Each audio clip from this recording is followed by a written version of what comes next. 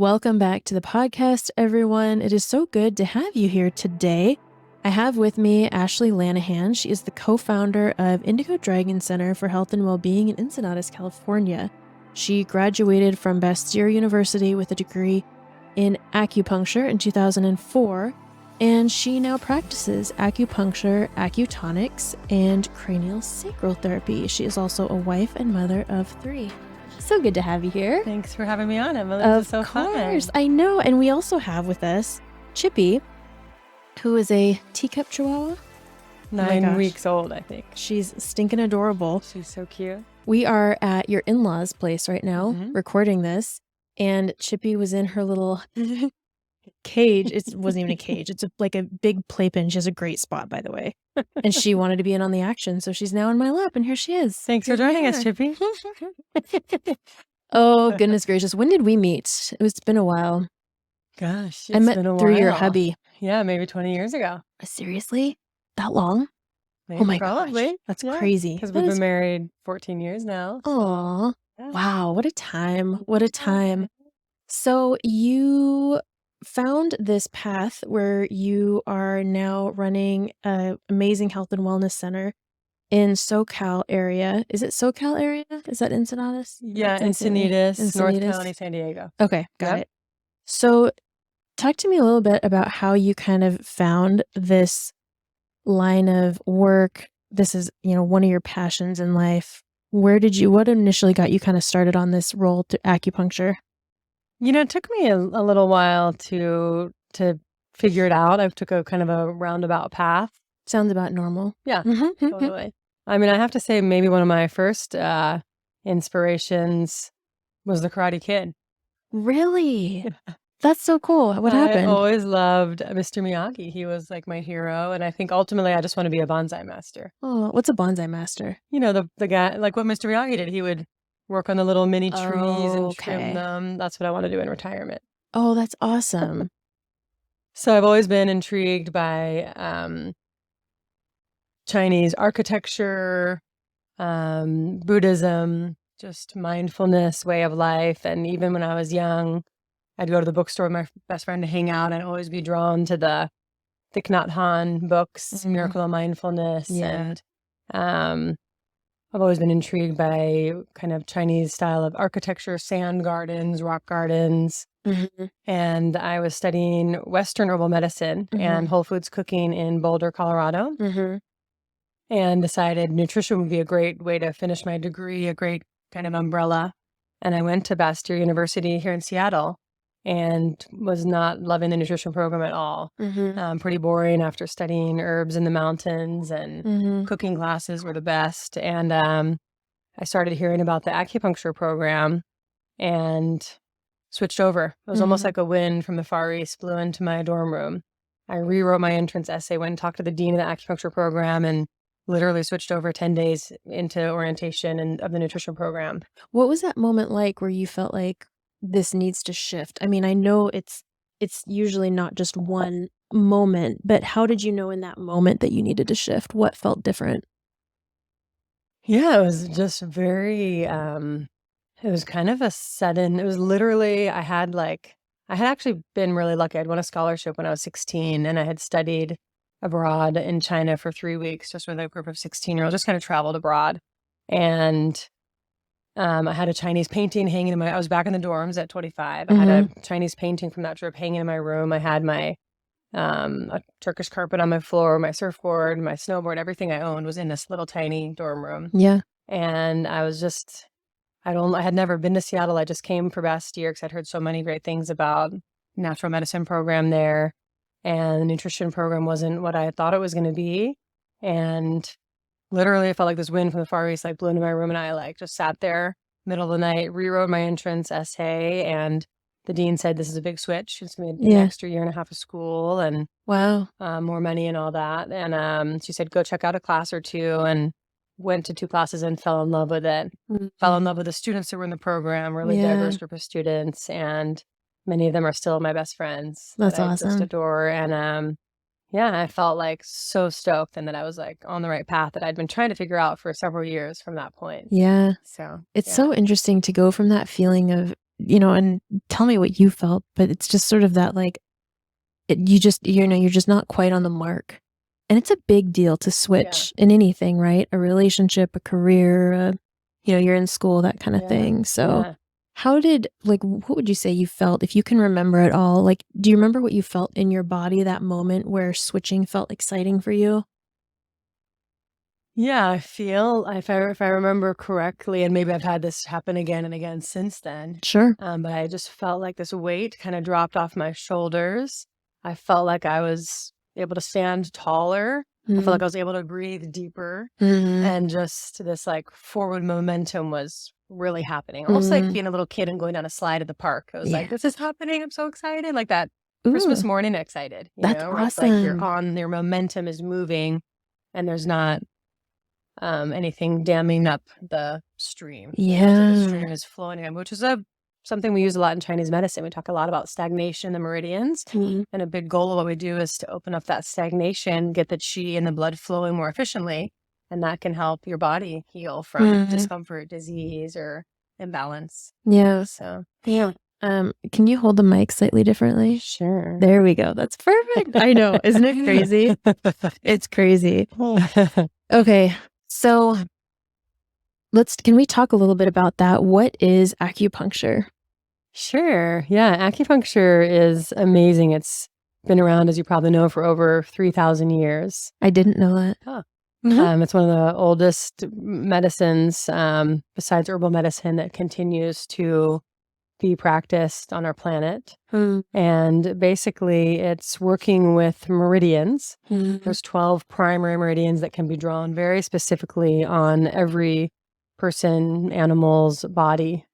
And within those meridians, there are very specific points where we do acupressure or acupuncture. And the meridians connect from the top of your head to the bottom of your feet. They connect to different sinews or tendons, to internal organs, and even to different emotions. Wow. Yeah. So, for example, the lungs connect to the nose. They open at the nose, and they connect to the emotion of grief. And they also connect very directly to the kidneys. So oftentimes if someone comes in with lung issues, grief issues, chronic bronchitis, things like that, we'll often work with the lungs and the kidneys. Okay. Yeah. Wow. So gosh, I have 3 different questions I want to ask. Okay, so explain to us then, you mentioned the blood flow, the energy flow. So taking it a step further, what else does it do? What else does acupuncture do? Yeah. So basically, when you insert these very fine, hair-thin needles into the body, you have a very specific plan of action based on the person that you're treating. We also look at their tongue, feel the pulse, to really see what's happening with the person internally, constitutionally. So what does constitutionally mean? Constitutionally means like, how are you unique? How are you unique based on your genetics? Okay. Based on your lifestyle, your diet, your everyday habits, how you're using your body. Are you sitting at a desk chair every day, kind of hunched over? Are you a Olympic athlete? So your constitution is going to be kind of at the core of all of that. And the difference between acupuncture and Chinese medicine compared to maybe Western medicine is that we really look at treating the whole person. Oftentimes Western medicine is great at this, is looking more at like, how can we repair that shoulder? Right. So if someone were to come in to me with a shoulder injury, yes, I would treat their shoulder, but I would also say, what else is going on that may be making them more prone to having this issue with their shoulder. And so I'm also going to do things to help promote really good circulation throughout their body, help relieve inflammation, and maybe talk nutritionally about ways they can help relieve those imbalances as well. Okay. Yeah. So when you put these really fine needles in these meridians, what happens? Right. So we put these fine needles in the meridians, and it helps to promote better flow of qi, which is the vital energy in the body. So it's energy work. It's energy work. Absolutely. Yeah. And it's very scientific. In fact, there's scientific studies happening every day looking at acupuncture and how it works. But it's also very artistic. Okay. because it's a dance between the person that you're treating, the practitioner, and the needles and the different modalities that you're using to help this person feel better all around and just become more balanced and help. Oftentimes someone will lay on the table and there's so much stuck energy, and maybe it's they're having digestive issues. Right. They're going to lay on the table maybe for their first treatment and just start crying Yeah. because there's some emotion that's been stuck in their energy field. And acupuncture will help just to really open it up. And that's the first part of the healing, is just allowing their emotions to flow. Yeah. Because if their emotions aren't flowing, then their meridians aren't flowing. Yeah. So we're just opening up all those pathways for them to start really becoming who they want to be and Yeah. really walking their path Amazing. more easily. Yeah. So what usually in your opinion, what usually draws people to acupuncture specifically? That's a good question. I think it's often that they've heard about it from word of mouth. And that they just start thinking like, maybe this is an answer to me. Sometimes it's because they've tried everything else. Yeah. Nothing else seems to be working. And Yeah. they're, trying to reach outside of the box for something that could really help them feel better. But on the other end, there's many husbands maybe that I treat, and their wives have been coming to me forever. They finally convinced their husband to come, and do not want to come at all. But they will, so there's no placebo because they do not want to come. Yep. They come, they feel so much better, and they are my number one referral source Really? because they didn't even believe in it. Oh. And then their back pain is better, or whatever Yeah. their complaint is. I love that it's such a holistic approach.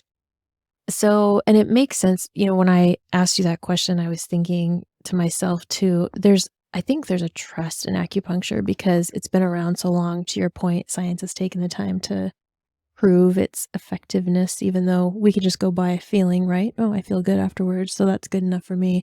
And I'm sure too, for the masculine, it helps them to have something to lean on that's a little bit more, what's the word I'm looking for? I always forget words when I'm holding space for the podcast. It's a little bit more linear. And we're going to check on Chippy really quick, who wanted to be let down. Is that something in your mouth? Oh, you don't need that. Maybe a little bit more analytical. Is that the word? Yeah, analytical. Yeah. Yeah. Yeah, they like to have something like to kind of cut their teeth on, I guess. Okay, so when you started out on this journey, obviously you were learning from professionals and you were practicing. What part of what you were doing, was there any part of it that just kind of felt like it came naturally to you at all? I would say the easiest part for me was just the one-on-one conversation with the people that were coming in for treatment.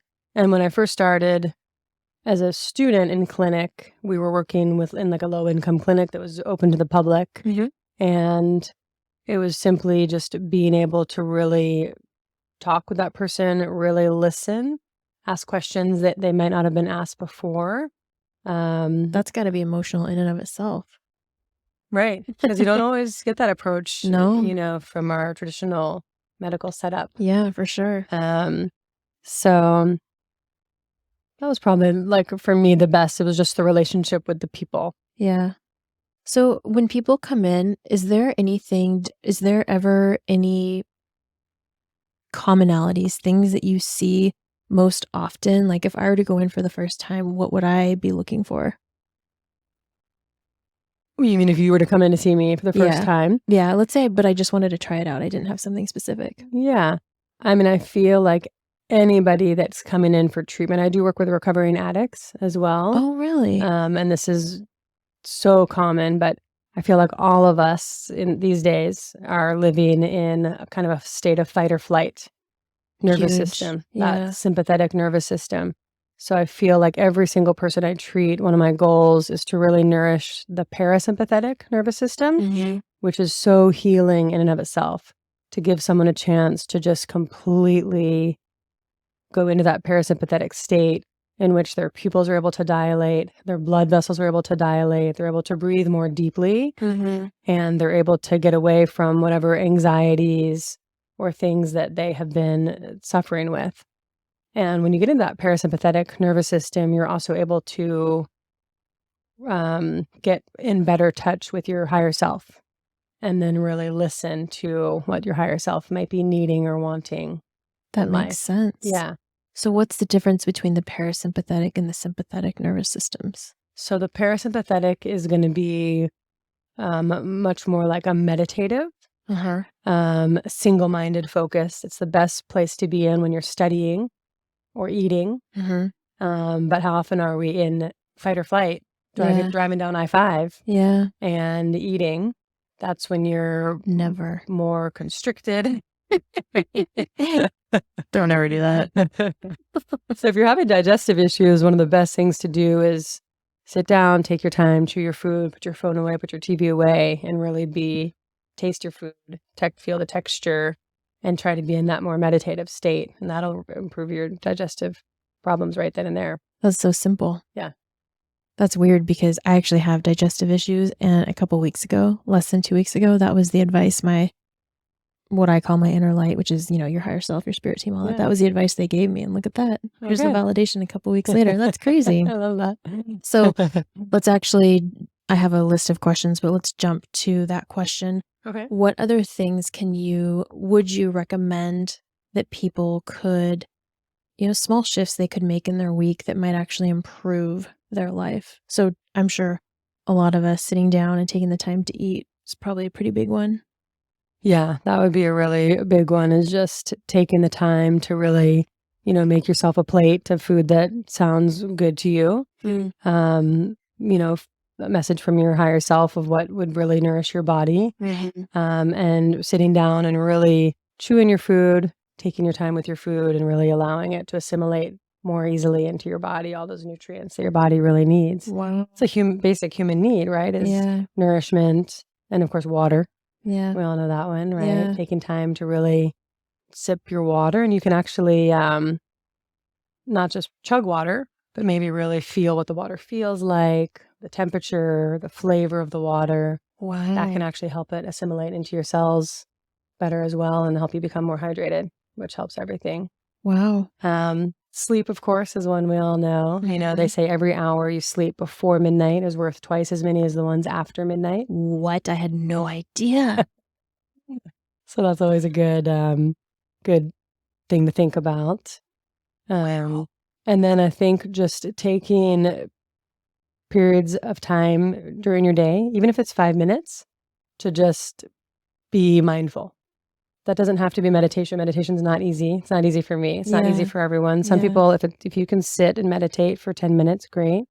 But if just simply putting your phone away, taking time to go for a 5-minute walk in nature, and just being really mindful, making that your meditation. It's nice to hear that 5 minutes is enough sometimes. Yeah. Because everybody's pretty busy. Yeah. Or it can be scary to carve out that self-time, I think. Because we're afraid of what might come up or what we might miss out on or things like that. Okay. Wow. So you mentioned the higher self. So what is I don't know if it's like the connection point or, how do you acclimate the higher self into the day-to-day? Right. That's a good question. I didn't prepare Ashley with any of these questions, by the way. Which is good. You'll probably get my truest answers. That's what we're always going for. This is not a heavily edited podcast. Oh, the person right now who helps me the most with my higher self is my 4-year-old. Oh, believe it or not, because I'm busy. I have 3 kids, and I own a business, and we're in the middle of a little bit of a home remodel, so it's a little bit busy right now. Home remodels can never be little. It doesn't even matter if it's just a closet. It's like but it's easy, to have your phone and try to be kind of working alongside of whatever a 4-year-old's doing. And my sister-in-law actually mentioned this last night, and it's funny because I had been thinking about it a couple weeks ago. But to really be present and be in that child play with a 4-year-old is amazing. Because 4-year-olds are so into play, they're so in the moment, and they're so creative. So you take that time to really like settle in and be in that child time for, whatever you can during the day is so important because in the end, how quickly does that age pass? How quickly are they grown up, And to spend that time with a little one or with a friend where you're just really like one-on-one time, really listening and being present in that moment. I think the minute you can really become present and just do one thing at a time, that's when your higher self comes in and you're able to really relax and be in the flow. And once you start getting on the phone and texting, it's like all of a sudden you're multitasking. Yeah. And that's when you get pulled into fight or flight because you have to in order for your brain to function, which is there's value to fight, that nervous system. That's when you get stuff done. Yeah. But if you can kind of like set aside time where you're doing that and then set aside time when you're more mindful, doing one task at a time, that's when your higher self comes in and it can be very nourishing and very healing. Yeah. Yeah. It helps relieve anxieties. I don't think we put a lot of value in Western society on playtime, free time, downtime. We're such a value-driven, production-driven society at the moment. I think it's changing, of course. So it's neat that there's that way we can find it. How do you recommend your clients?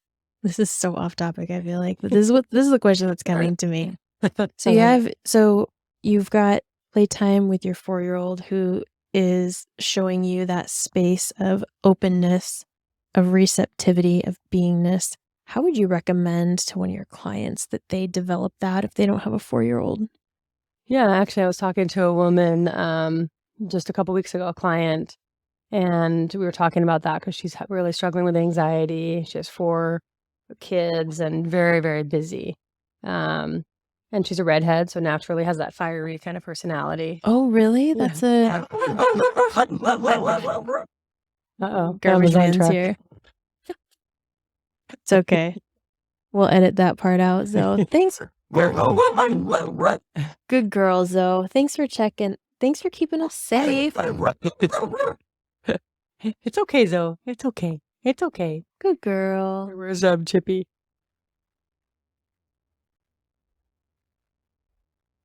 There she is. Okay, good.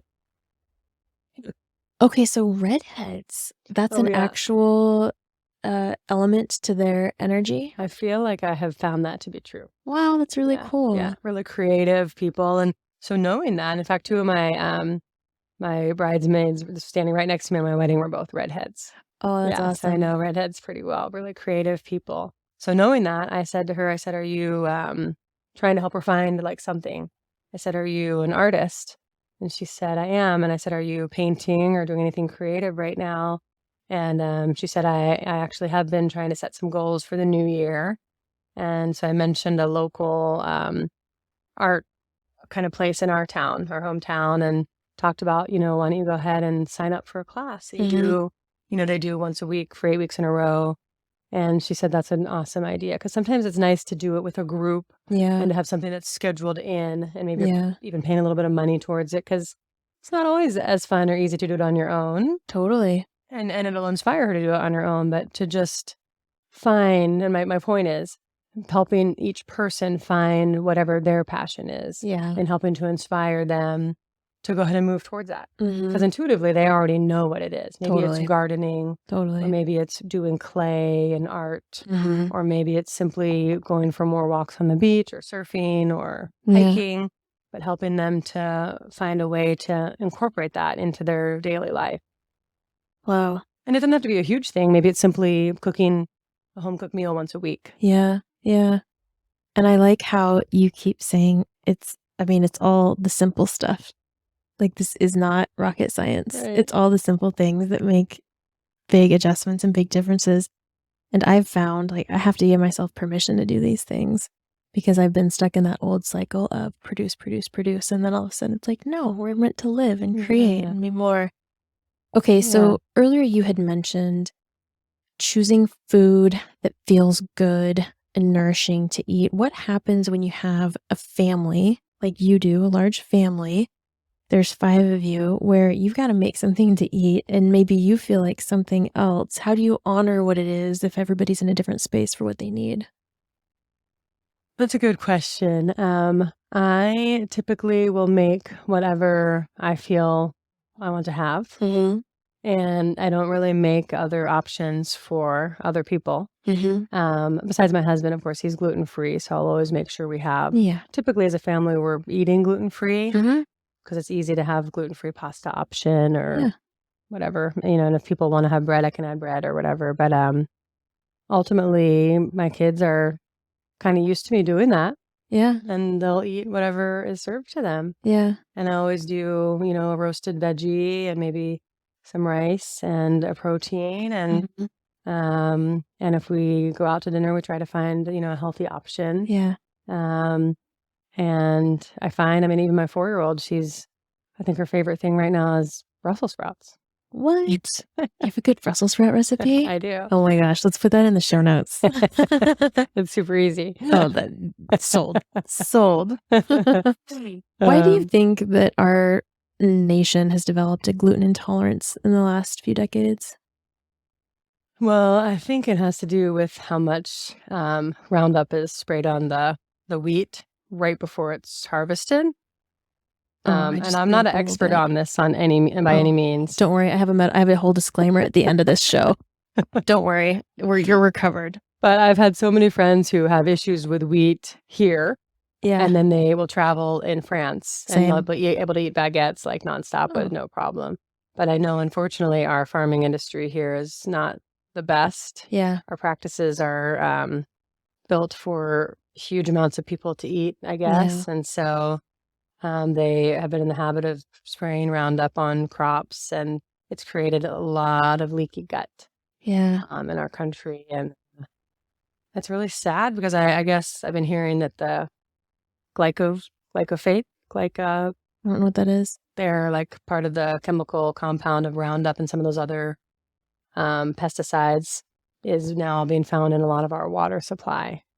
So, and they're just kind of nasty. That's interesting. That we don't really want to have in our water systems. Yeah. That's interesting. About 5 or 6 months ago, I was getting this really strong intuitive nudge to clean up the water I was drinking. So I bought this nice water filter, and when I started talking to other people, they were getting the same intuitive message just to sort of clean up how they're drinking water. Yeah. I gotta say, this is a little bit of a side note, but it does make me sometimes feel frustrated when I wake up in the morning and I think, okay, it's almost like our food system is against us. I'm like, where can I find good food, healthy food? So, yeah, I think it's a balance, right? And whenever you're craving good food, you eat it. And I will admit that sometimes I feel like I crave an Egg McMuffin. Yeah, totally. And I'm not a huge supporter of McDonald's, but I don't want my kids to never have McDonald's because I feel like it's maybe a homeopathic dose. So that their bodies will be able to manage whatever food they're given and not get sick. So when we're traveling, I'm all about going to McDonald's. That's when we go to McDonald's. It's easy, it's affordable, and it's giving them some nutrition. Yeah. Not the best nutrition. Right. I had a herb teacher a long time ago when I was studying herbs in Colorado, and she would teach herb classes in New York City. So they would go harvest plants that were growing out of the sidewalks in New York City. That's cool. And she said to her class, if you guys are living and breathing in New York City and these plants are coming out of the sidewalk, these are plants that are coming out for us to be able to use because they're survivors as well. Wow. Yeah. So they would pick they would find all kinds of wild herbs that were very medicinal. Wouldn't you have to clean all the dog pee and stuff off of that really well? Probably give it a nice boil. Yeah, that's a good point. I'd quadruple wash that. They probably would do, boiled teas. That's well boiled, and then they would maybe make tinctures where they'd put it in alcohol and then get the tincture, the medicine off, so that it was clean, very clean. Okay, that's cool. That's things that gets me about tinctures, and I'd love to hear what your thoughts are on some alternative options, but I'll go put a tincture under my tongue in the morning and it's steeped in alcohol. I'm like, whoa, wake up. Or fall back asleep, I guess. Yeah.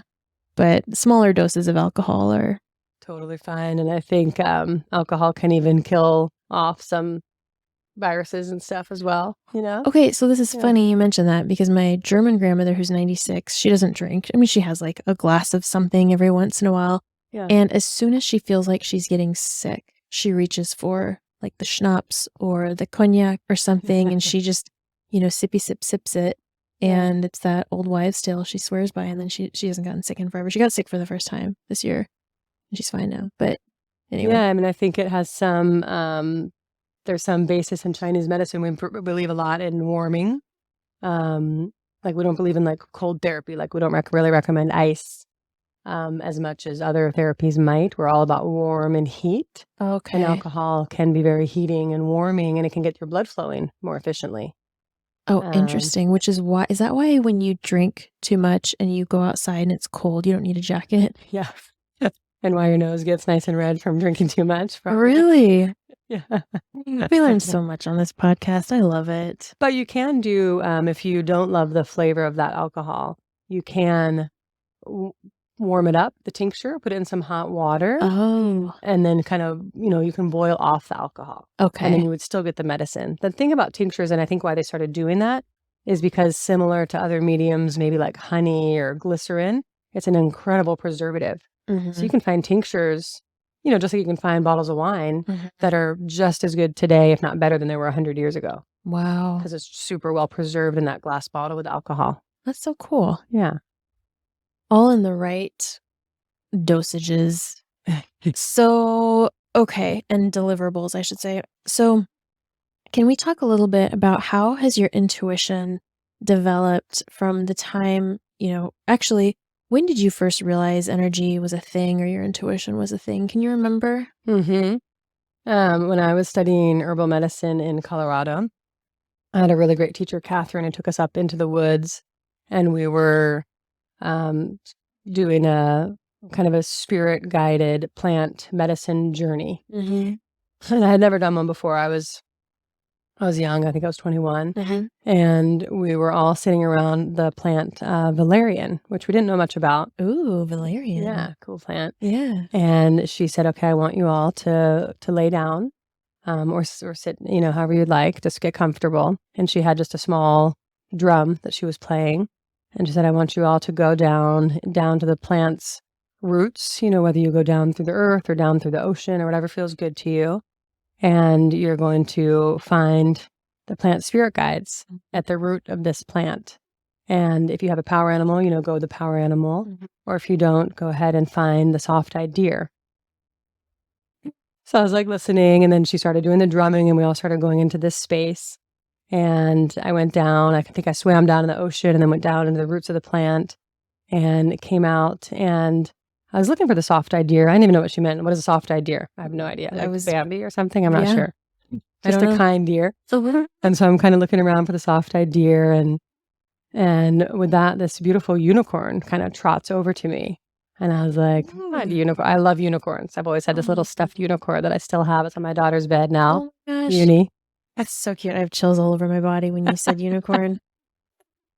And I looked at the unicorn and I said, no, this is just my imagination. I just love unicorns. Like, no. Yeah. So with that, the soft-eyed deer kind of trots over. I'm like, okay, cool. Here's a soft-eyed deer. The unicorn stands up tall and back kicks the soft-eyed deer. And like gallops away. And I was like, oh, okay. But, this was my imagination. Like, that's, of course. Okay, Ashley, get a little crazy now, Right. And so I go with the soft-eyed deer and I learn all about valerian. And then we all eventually kind of come out of our meditation that we were doing with Catherine, our guide.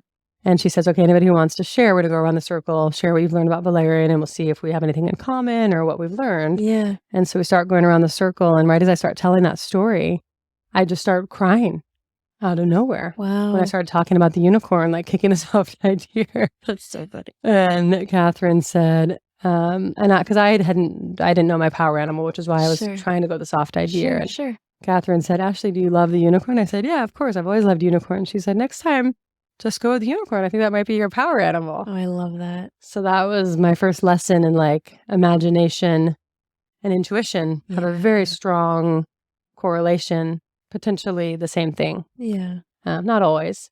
Yeah. But if you listen, you'll be guided Yeah. well, I think.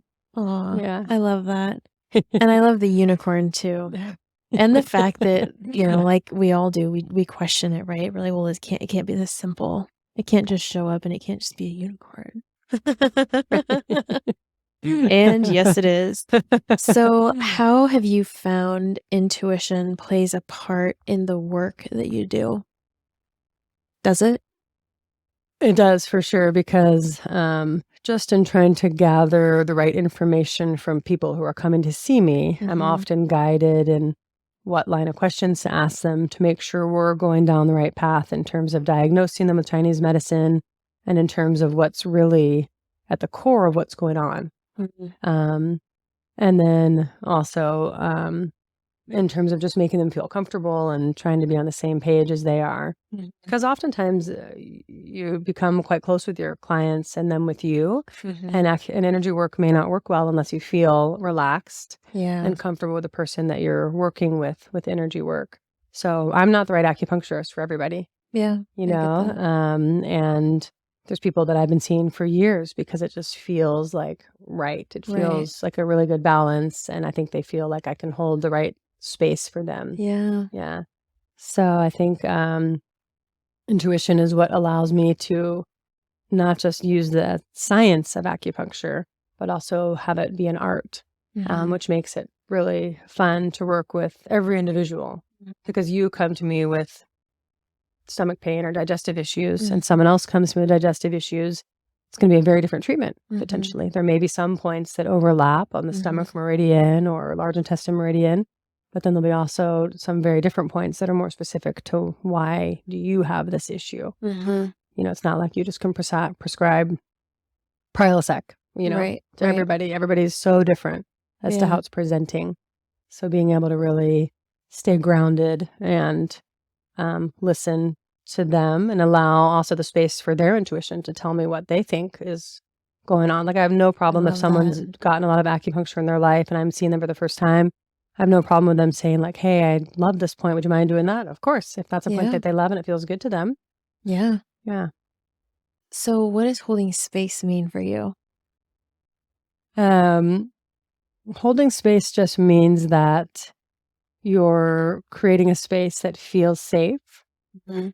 and that feels open, and the person is allowed to open up and laugh or cry or simply complain or be angry, Mm. and allow them to really express what they really need, Mm. and allowing them to have a place where they can begin to heal at the deepest level of their being. What a beautiful thing. Yeah, It's amazing. it's fun. How have you seen negative energy show up in clients? How have you supported them shifting through that? That's a good question. I probably work with that the most on my days when I work with recovering addicts, Oh, and I sure. mean, we all have all different types of Of addictions. course. Of course. But it's so evident because they're in a place where they're just coming off of whatever their addiction is, alcohol or heroin or whatever it might be, and really going through all different stages of detox. Mm-hmm. And so you see all kinds of things come up, past traumas, PTSD, and Mm-hmm. things that have really affected them for a long time, Yeah. or maybe even more recent, just depends on the person. But yeah, just I think, it's nice in that particular setting because I'm working with a whole team of doctors, Mm. supporting them with all integrative and Western medicine and group therapy. And I am there to help get them out of that fight or flight nervous Mhm. system that they're in during therapy or all those kinds of things that are really bringing up all this stuff. Mhm. And then my goal is they may come in, many of them come in to me with not having had very good sleep, Mm. maybe having tremors, having really, really bad anxiety, and maybe even pain. Mhm.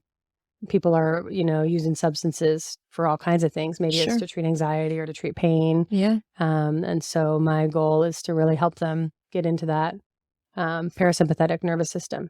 So helping them to get out of that fight or flight, helping them to relieve tension in their body, and just allowing things to open up in the meridians so that they can heal and realize that there's other tools also that they can use to help them if they're in a state of anxiety or pain, besides going back to what their addiction might have been, which in the end didn't help them at all. Right. So did that answer your question? I think I might have gotten off topic. No, it's okay. It's okay. It's all relevant. So, I mean, because I'm not an expert on addiction, but what I've seen is that we obviously use these addictive things, whatever they may be, from online shopping to alcohol to severe drug use to obviously cope. So it's brave work to get out of that and to actually literally face your demons. Right. When you mentioned, was there anything you want to add on to that? What was the beginning part of the question? When you see a client who has negative energy, how do you help shift that energy off them, out of them? Yeah, there are like some very specific treatments that we do too. There's one called a possession treatment, and there's one called a aggressive energy treatment. What? So depending on how the client is presenting, and if there's those like super negative energies coming out, then I'll just simply do that treatment. And that's the one time when I'll do like a very specific treatment, because we're seeing those negative energies, which can sometimes make a typical treatment not work. So it can be really important if you see that coming to just release those negative energies first. And you do have to be cautious in those situations. Like it's important to have a window open or to have a candle lit. And that's kind of when you get into some more of that like woo-woo kind of stuff, which we're not necessarily taught as much in school these days because, well, that goes into a whole history of, I'll say tongue and some things that happened in China when they kind of systematized acupuncture and Chinese medicine and into traditional Chinese medicine, TCM, where they kind of took out some of the more magical stuff, which you have to search for. In a way. But there are schools that are starting to kind of bring that back in and different ways of working with things like that, which... Good. It's empowering. It's all meant to help people be more in their power anyway.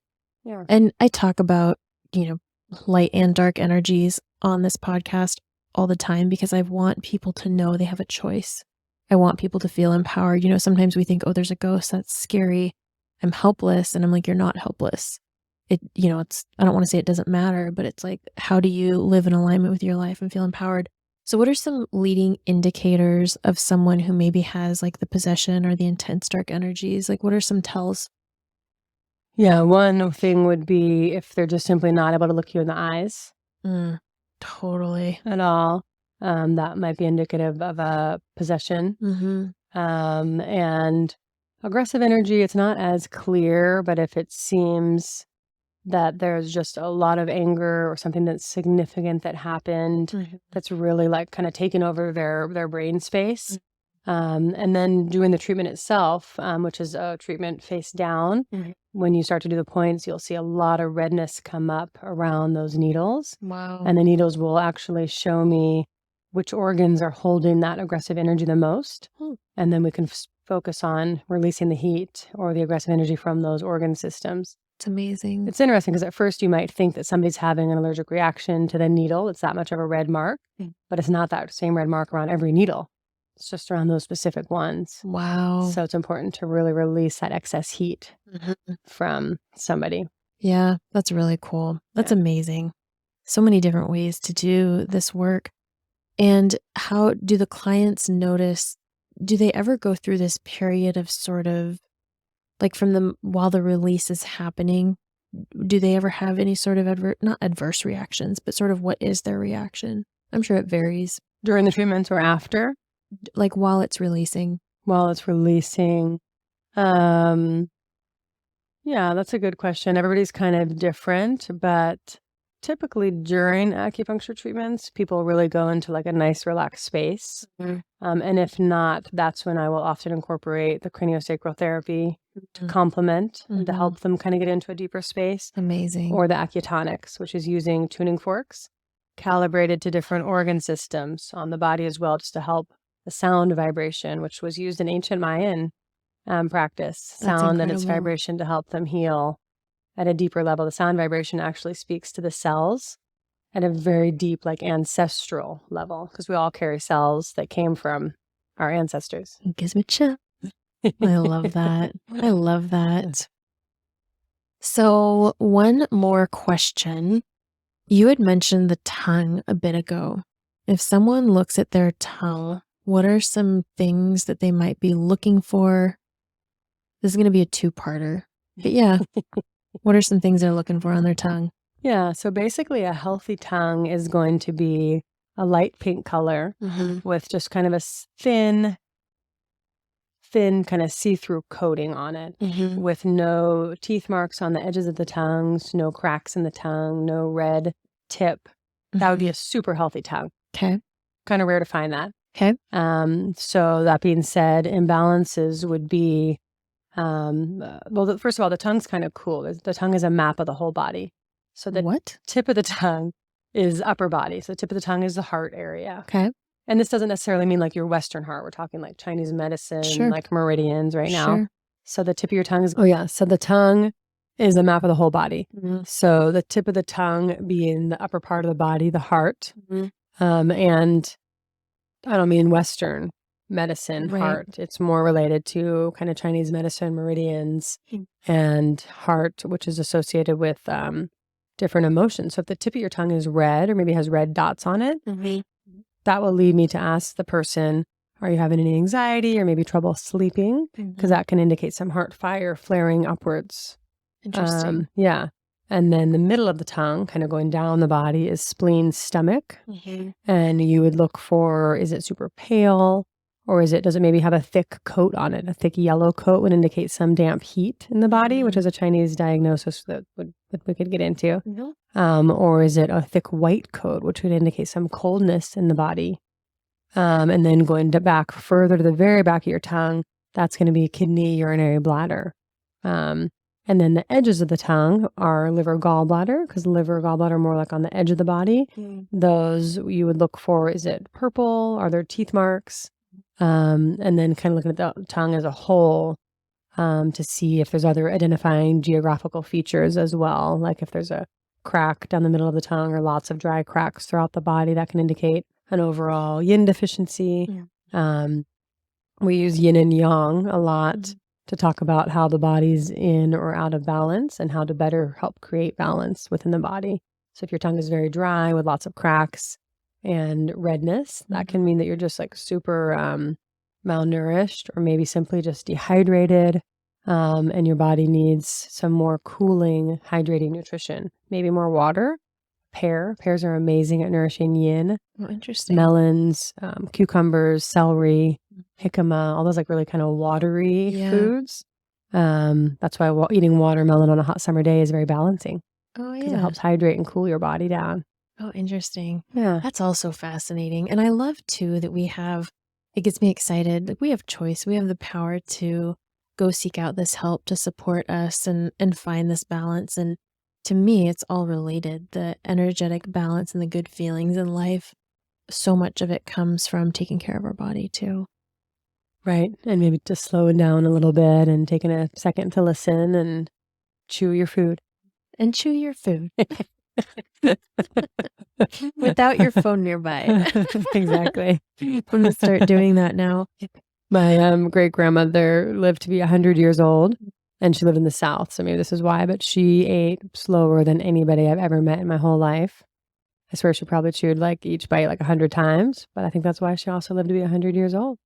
That's interesting that you say that. My German grandmother, she insists on sitting down with a placemat and a place setting and eating her food at the table every time. It's nice. It's a nice tradition, nice habit. Yeah. It's taking care of yourself, I suppose. Yeah. Thank you so much, Ashley. This has been amazing. Oh, thank you so much for having me on. It was so fun. Yeah, I feel like we just started scratching the surface on things. So where can people find you? What's your website? Sure. Yeah. My wellness center is called Indigo Dragon Center. So the website is just www.indigodragoncenter.com.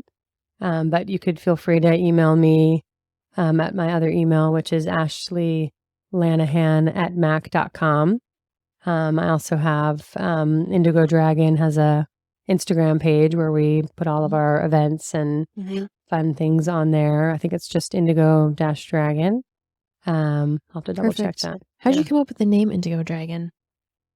Well, I was actually studying acutonics up here in Seattle, and she had this really cool dragonology book that I was kind of glancing at, and I thought, ooh, there's a Chinese formula called Qing Long Tong, which is Qing kind of loosely translates to blue-green, which is maybe indigo, long dragon Tong formula. And I thought, Indigo Dragon. Indigo is also the color of the throat chakra. And I really feel it's important for people to like have their voice and really express their truth and follow their path. And so my business partner and I one day were looking for a location for our wellness center. And we're looking at all these kind of medical buildings and nothing seemed like the right fit. And one day we were, drinking our chai, looking around, and I said, I've always wanted to name a clinic Indigo Dragon Center. And she kind of like choked on her chai and was like, okay, crazy lady. Because we had all these like integrative health centers and the next day one of her friends pointed out a location she wanted her to look at, and she called me and she said, I think I found Indigo Dragon. Oh, we signed a 3-year lease the next day. It's amazing. And we've been open 15 years now. That's awesome. And it's a really special place not far from the ocean in Encinitas. So you put together very thoughtful programs. I've done a few of your programs. They're all just very conscious, I've found. You can feel that when people put together these things. So thank you for putting that out into this world. Yeah, it's been really fun to have some of those. We opened a Indigo Dragon Academy where we're putting out some of our cleanses and liver, gallbladder, flush, and some fun things like that to help people, have some homework to do after their acupuncture treatment. Yeah, that's good. Perfect. So if you have any questions for Ashley, you can email her directly, and we will put that in the show notes. Thank you again for being here today. Thanks for having me. So wonderful. Happy New Year. Happy New Year. This podcast and website represents the opinions of Emily Marie and her guests to the show and website. The content should not be taken as medical advice. The content here is for informational purposes only, and because each person is so unique, please consult your healthcare professional for any medical advice, recommendations, and questions. Views and opinions expressed in this podcast and website are our own and do not represent that of our places of work.